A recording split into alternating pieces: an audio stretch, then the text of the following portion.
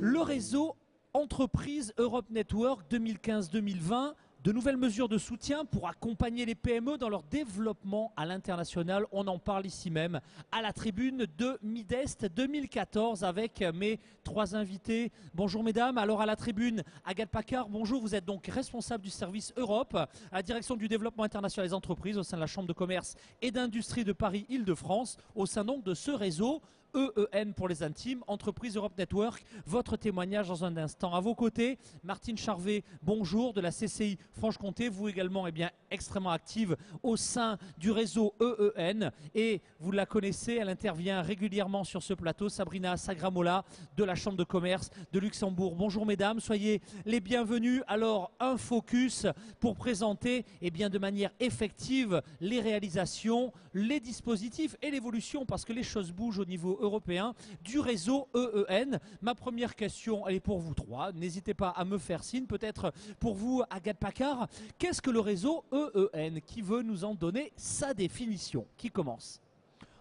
Alors, ce sera Sabrina. Sabrina Sagramola. Oui, je résume toujours le réseau EN d'une manière très basique en disant ce sont les yeux et les oreilles d'une commission européenne sur le terrain local pour les PME, pour les petites et moyennes entreprises, d'avoir une attention particulière à cette force motrice de notre économie européenne et qui ont besoin d'un accompagnement renforcé dans le contexte de l'accès aux marchés européens et internationaux dans le scénario économique de nos jours. Et oui, les PME, elles innovent, elles sont à la manœuvre. Comme on dit un petit peu vulgairement, les patrons des PME ont un peu le nez dans le guidon, passez-moi l'expression, mais je crois que c'est un peu ça. Elles ignorent trop souvent qu'il existe à leur disposition un réseau qui couvre vraiment l'ensemble, non seulement des pays, mais aussi des régions européennes, pour véritablement accélérer leur développement. Est-ce qu'on peut un petit peu préciser, Agathe, Martin, qui veut témoigner pour vraiment matérialiser l'ampleur de ce réseau et sa réalité économique? Agathe Paccard. Alors, en réalité économique, le réseau organise très régulièrement des informations généralistes, donne l'accès à des informations sur les normes, sur les réglementations, sur la relecture de contrats, sur des informations marché, des informations très générales.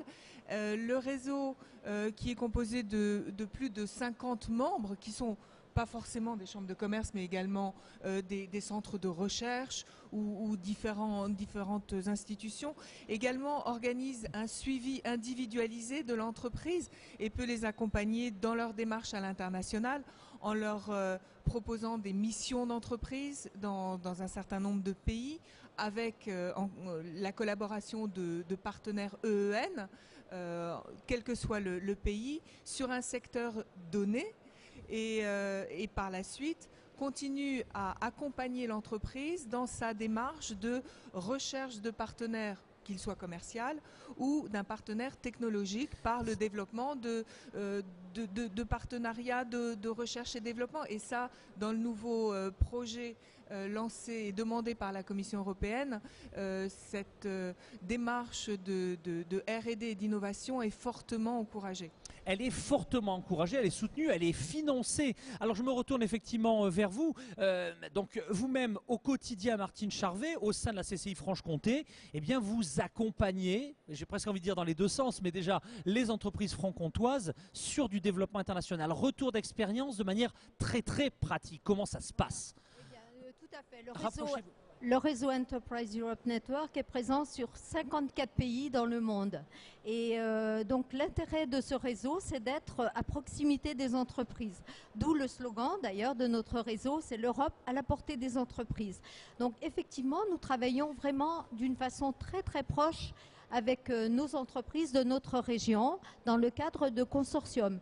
Donc par exemple pour la Franche-Comté, nous travaillons avec nos collègues, avec les régions de Bourgogne, Champagne-Ardenne, Lorraine, Alsace et nous, la Franche-Comté. Donc nous travaillons vraiment en synergie. En synergie, voilà, pour être plus fort, pour pouvoir répondre au mieux aux entreprises, aux besoins des entreprises. Voilà, une problématique, répondre à un donneur d'ordre de rang 1, il faut, alors dans ce cas-là, la PME ne peut pas seule attaquer. Est-ce que vous allez jusqu'à structurer des alliances entre des PME, Franche-Comté, Alsace, voilà. Lorraine, le Grand Est, puisque si j'ai bien compris, c'est un petit peu le positionnement. Vous allez jusqu'à structurer des alliances entre ces PME? Oui, bien sûr, il y a des partenariats qui existent entre les régions interrégionaux et également, ce qui est très important pour nous, c'est d'aider nos entreprises de notre région. Moi, par exemple, je travaille pour la Franche-Comté et donc nous les aidons dans le cadre de leur internationalisation, pour leur donner toutes sortes d'informations lorsqu'elles veulent travailler à l'étranger. Et il est un domaine très important dans notre réseau, c'est d'aider nos entreprises à trouver des partenaires à l'étranger.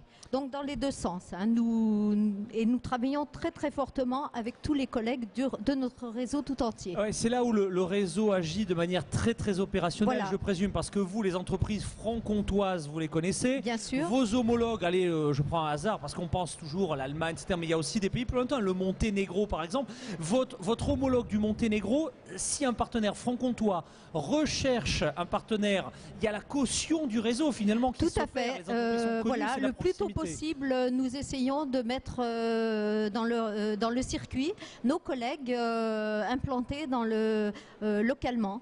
Donc c'est là tout notre intérêt, l'intérêt de notre réseau et notre force. On a vu un exemple franc-comtois. Allez, je me retourne vers Sabrina Sagramola. Vous opérez, alors évidemment au niveau mondial, hein, on vous retrouve sur différentes tribunes, mais vous êtes un acteur majeur de cette Greater Region qui rassemble la Lorraine, la Wallonie, la Saarland, la Rhénanie-Palatinat et évidemment le Grand-Duché. Là encore, le réseau EN est actif à la fois en local, en euro-régional et en mondial. C'est un peu ça la réalité? C'est un résumé parfait de nos activités. Je pense que le potentiel du réseau Enterprise Europe Network, c'est d'agir localement parce que, comme Martine l'a dit, on est implanté avec 600 bureaux dans 53-54 pays au niveau mondial. Donc on va bien au-delà de l'Union européenne, mais c'est de penser global. Ça, je pense que c'est un message très simple pour les entreprises et surtout de penser pour les petites entreprises, les PME, mais surtout aussi les micro-entreprises qui représentent 99%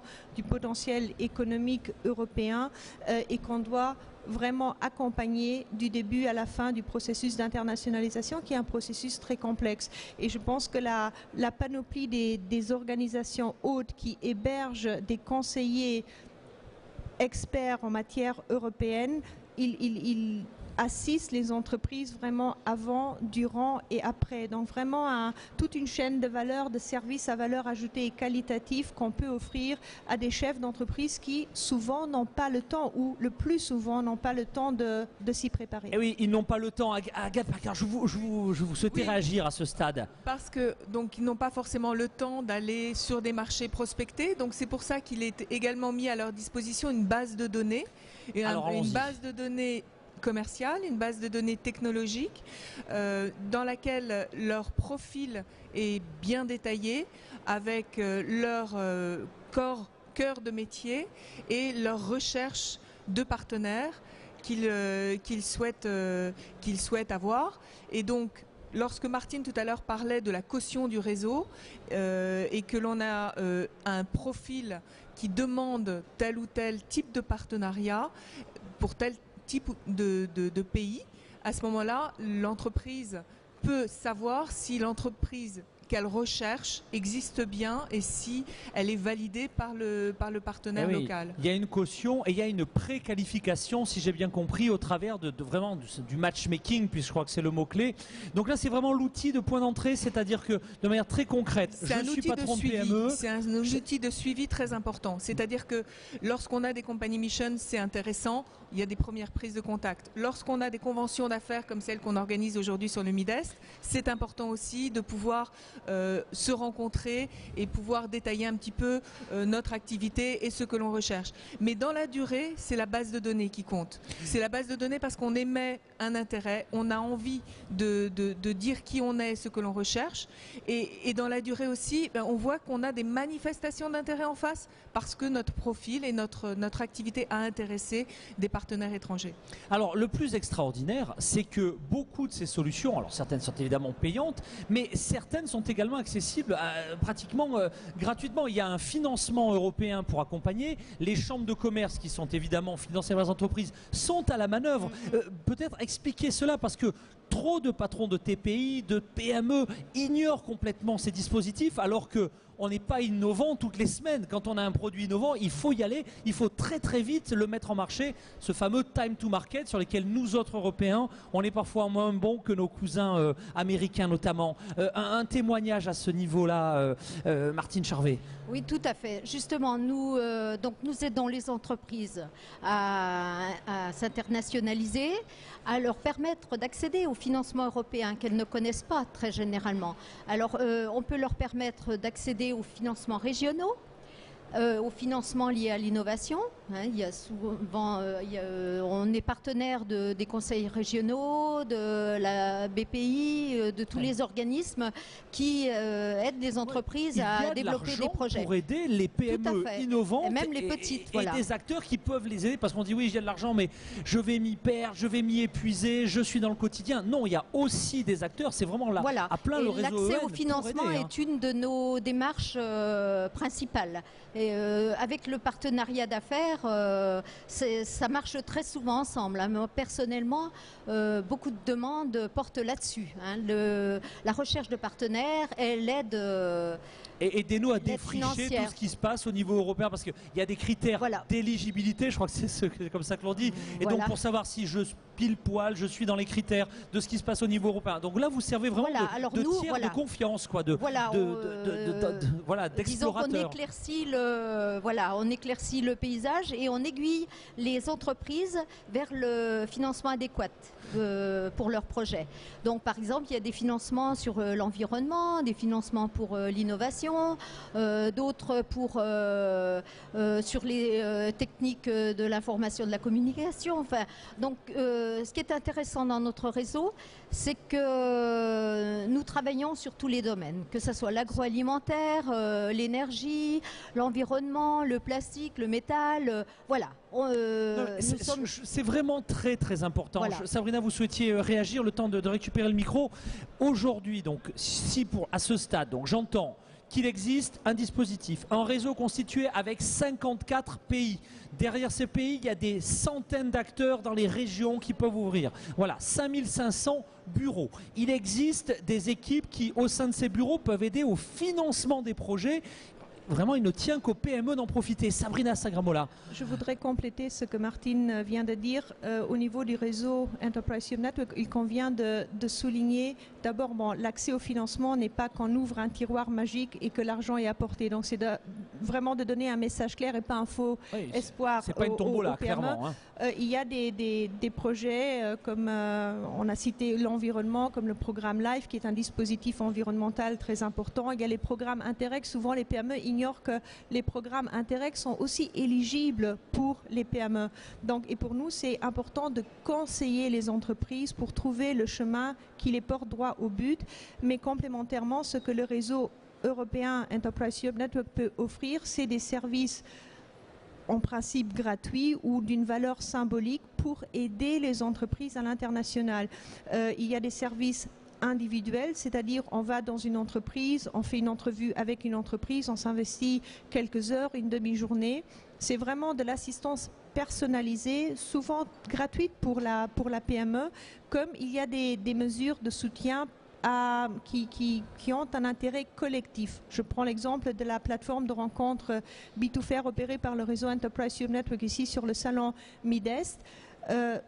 C'est une valeur symbolique qu'on demande. En principe, c'est entre 100 et 175 euros. Donc, par rapport à un planning de rendez-vous sur 1 jusqu'à 4 journées de rencontres, de pouvoir rencontrer sur place des chefs d'entreprise qui viennent d'une trentaine de pays. Des partenaires potentiels, des donneurs d'ordre. Il y a des donneurs d'ordre qui viennent ici, sur cette plateforme, c'est à quelques mètres, pour véritablement rencontrer de manière qualifiée leurs futurs partenaires. Ce sont des services, et vous avez bien, vous allez me donner le montant, on parle de centaines d'euros, c'est vraiment très symbolique avec derrière un service à très forte valeur ajoutée. Et surtout un carnet d'adresses potentielles. Si vous transposez ce calcul sur une petite entreprise qui doit aller chercher ses rendez-vous elle-même, elle est partie pendant des heures de travail sans pour autant avoir un résultat. Voilà. Et notre rôle en tant qu'EEN, c'est d'assister nos entreprises, et c'est ce que la collègue de la CCI de Paris-Île-de-France avait mentionné avant.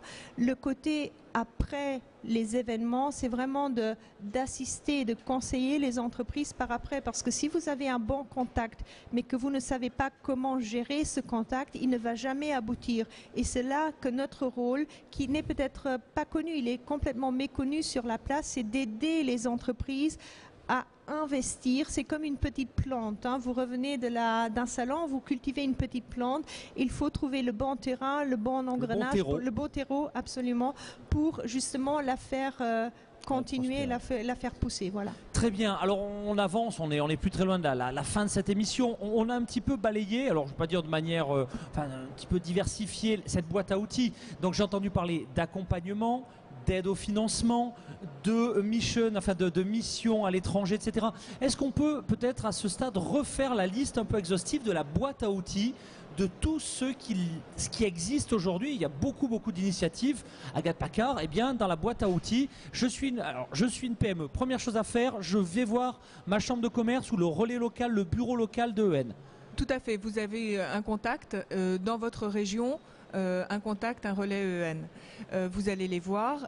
Au sein de cette institution, vous avez accès à de l'information généraliste sur les normes, les réglementations. Vous pouvez avoir accès à de la formation, à de l'information sous forme de webinars ou sous forme d'ateliers généralistes sur un problème technique ou sur un marché géographique. Vous avez ensuite la possibilité de participer donc à des missions d'entreprise qui sont organisées à l'étranger. Encore une fois, je reprends ce que disait Sabrina tout à l'heure, pour une somme tout à fait modique. C'est-à-dire que la Commission européenne cofinance une grande partie des frais. Un ticket modérateur non négligeable. Très important. Et parfois relayé également par sa propre chambre de commerce. C'est-à-dire qu'il y a déjà un financement européen, parfois... Tout dépend des régions et de l'organisation mise en place dans chacune des régions. Mais ce qu'il faut retenir, c'est que le coût est particulièrement modique pour l'entreprise. Ensuite, sur place, vous avez les relais EEN qui organisent les missions d'entreprise, qui peuvent également démultiplier les contacts avec leurs membres localement. Vous avez également des conventions d'affaires qui sont organisées sur les salons. Et ensuite, vous avez le suivi dont on parlait tout à l'heure, lorsque vous avez l'inscription de l'entreprise au sein de la base de données. Tout ça se fait également avec l'identification des financements, de manière à ce que l'entreprise puisse savoir exactement jusqu'où peut aller son investissement. Ça se fait également préalablement et de manière individuelle avec des pré-diagnostics réalisés par les conseillers EN qui valident la faisabilité du projet ou l'obtention de financement ou la validité d'un partenariat technologique. Donc en fait, vous avez vraiment une démarche sur mesure d'accompagnement de l'entreprise par le réseau EN. Donc on a des choses qui sont communes, mais on a également des déclinaisons d'opérations qui sont tout à fait individualisées. Et ce qu'il faut retenir surtout, c'est que toutes les questions auxquelles l'entreprise ne sait pas répondre. Elle peut apporter des solutions ou elle peut avoir des éléments de réponse via ces relais EN. Encore une fois, je pense lorsqu'elle recherche des agents commerciaux à l'étranger, très bien, elle peut avoir accès à des conventions d'affaires pour rechercher ces agents. Mais elle peut également avoir l'attention attirée sur le type de contrat d'agents commerciaux parce qu'il n'est pas le même dans tel ou tel pays. Et ça, les juristes du réseau EN peuvent tout à fait apporter leurs compétences et les alerter sur telle ou telle spécificité du marché. Je pense que c'est très très clair. On arrive pratiquement à la fin de cette émission. Je vous propose un dernier tour de table. Donc, y a-t-il des points que vous auriez aimé évoquer dans ces échanges qu'à ce stade vous n'auriez pas évoqué? Ou au contraire, si vous ne deviez retenir qu'un dernier conseil opérationnel pour une entreprise, une PME, une PMI, voire une TPE qui dispose d'une solution performante ou innovante, quel serait ce dernier conseil? C'est le dernier tour de table. Martine Charvet, CCI de Franche-Comté. Voilà, mais pour une entreprise, généralement, elle a intérêt à nous rencontrer parce que lorsque nous n'avons pas la solution, nous sommes très bien implantés dans localement et nous travaillons vraiment très fort avec toutes les institutions, les conseils régionaux, les agences de développement, les pôles les pôles de compétitivité, que ce soit de notre région ou de celles qui sont voisines ou même celles françaises ou de toutes les organisations d'autres pays. Donc notre force, c'est également que nous avons des points de contact locaux dans les pays étrangers et ça, c'est vraiment très très précieux pour les entreprises. Si elles souhaitent rencontrer un partenaire à l'étranger, eh bien, grâce à nous, elles peuvent avoir plein de renseignements sur l'entreprise, mais tout ça quand même dans la confidentialité et le respect de tout ce qui se dit lors d'un entretien. Les amis de mes amis sont mes amis. Voilà. En matière de business, quand un réseau est actif et que vous êtes proche de ce réseau, voilà. Eh bien vous allez voir qu'il peut vous conduire loin, très très loin dans votre développement international. Voilà. Merci très sincèrement pour ce témoignage. Merci et n'hésitez pas, si vous êtes du côté du Grand Est, à vous rapprocher de Martine Charvet, de ses homologues du réseau EN. Merci votre beaucoup. Conclusion, merci. Agathe Paccard, votre conclusion. Donc juste en 2 mots, si l'entreprise souhaite jouer le jeu du réseau EEN, il faut qu'elle soit réactive. Donc à partir du moment où elle dit très bien, je souhaite m'inclure, participer, lorsque j'ai mon profil dans la base de données et que j'ai une manifestation d'intérêt, je dois répondre. Parce que de ma réponse dépend aussi la réponse d'autres. Donc c'est un jeu à double tranchant. J'y suis, mais je contribue aussi. Les bases d'un travail collaboratif réussi avec de merveilleuses, parce qu'on a pris le temps de voir un petit peu, de parler de ces réussites, vraiment de merveilleux success stories issus de cette dynamique. Hein. Vraiment, c'est formidable comme réseau. Hein. Donc là, on a eu une success story suite à 2 entreprises qui ont participé à des company missions, que ce soit en Serbie ou en Pologne. Elles ont trouvé leur partenaire. Et bien voilà un bel exemple. Il ne tient qu'à vous, mesdames et messieurs, eh bien, les PME, les PMI, les TPE d'Île-de-France, de vous rapprocher là encore eh bien, des équipes d'Agathe Paccard et du réseau EN. Un grand merci pour avoir participé à cette émission. La conclusion des conclusions, Sabrina Sagramola. Oui, je pense que vous avez mentionné un mot d'ordre, c'est la dynamique d'action. Je pense surtout sur les plateformes de rencontres comme celle maintenant organisée ici au Midest. On se rend compte concrètement de ce que veut dire le réseautage, parce que c'est les entreprises qui mettent nos conseils en quelque sorte en pratique, espérant qu'ils peuvent aboutir dans des développements, dans des partenariats durables. Et je pense que pour résumer, le réseau EEN, c'est surtout ce qui me passionne depuis des années, c'est en fait ce benchmark européen.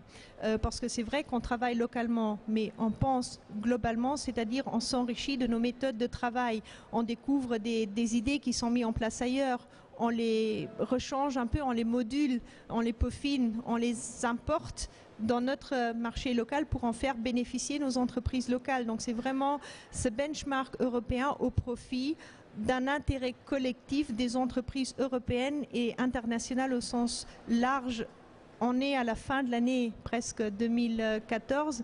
Il y a une nouvelle ère du réseau Enterprise Europe Network qui sera lancée en 2015 jusqu'à 2020 avec des objectifs très clairs. La pertinence, nos objectifs, c'est développer des services à valeur ajoutée dans tous les sens à 360 degrés dans l'intérêt des PME et des micro-entreprises, des services qualitatifs, des services innovants, qui est aussi un peu le challenge des structures hautes comme des chambres de commerce ou autres, qui doivent aussi rafraîchir leur façon de prester des services aux PME. Donc on n'est pas des fonctionnaires au service d'une entreprise, on est des chefs d'entreprise, ou du moins un employé très simple qui a un cœur qui bat entreprise, qui bat PME pour comprendre et assister au mieux les entreprises qui sur le terrain en ont besoin. Et aussi une autre vocation à l'avenir, c'est on est des points d'entrée et on est un gateway qui peut faire un dispatching. Donc on n'a pas un intérêt individuel qu'on suit en tant qu'institution, on a un seul intérêt, c'est faire réussir une entreprise dans l'économie de nos jours, raison pour laquelle un message renforcé pour l'avenir que je voudrais vraiment garder et que je m'adresse vraiment à d'autres acteurs économiques sur la scène, c'est quand vous voyez un membre du réseau EEN, quand vous voyez le logo EEN, c'est un logo qui veut dire alliance. Alliance en partant par les acteurs économiques même. C'est pas faire du travail individuel, mais c'est travailler ensemble dans l'intérêt des acteurs économiques et des entreprises d'une Europe qui en a besoin. Cette Europe des régions, on en entend beaucoup parler. Les nouveaux process de business collaboratifs et d'alliance, on en parle beaucoup. Eh bien, si vous, mesdames et messieurs, les dirigeants d'entreprises, notamment de TPE, de PME, eh bien, vous avez du mal à savoir comment ça se passe, eh bien, vous l'avez compris. C'est très très simple. Allez voir votre chambre de commerce, allez voir les acteurs, les associations membres du réseau EEN. Ils sont très près de chez vous et à n'en pas douter, je crois que vous nous avez bien convaincus qu'ils sauront vous apporter des solutions 100% opérationnelles pour votre plan d'action en 2014 et 2015. Il ne tient qu'à vous d'en profiter. Revenez quand vous voulez, mesdames, à la tribune de Midest. À bientôt. Au revoir.